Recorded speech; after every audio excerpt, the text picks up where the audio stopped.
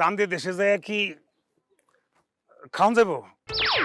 চাঁদের দেশে যায় বিড়ি খাওয়া যাবে, তয় আগুনটা ধরাইতে হবে সূর্যের দেশে। এত বড় রিস্ক নাও কি ঠিক হবে? ভাই আমারও একটা প্রশ্ন আছিল, আপনি আর ভাবি যে গাড়িতে করে চাঁদের দেশে যাইবেন ওই গাড়িতে কয়জন যাত্রী লন যায় ভাই? চাঁদের দেশে তো আর গাড়ি দেওয়া যায় না, যেই যানবাহন দেওয়া যায় সেইটার নাম হচ্ছে স্পেসশিপ। আমরা যে স্পেসশিপে যাচ্ছি সেইটার নাম হচ্ছে অ্যাপোলো 420। সেই স্পেসশিপে 3 জন লোক একসাথে যাওয়া যাবে।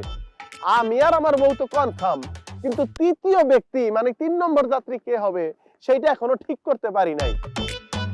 আমার বড় পোলাটা আরব দেশে থাকে, আরব দেশের 1 টাকা আর আমাকে বাংলাদেশের 33 টাকার সমান।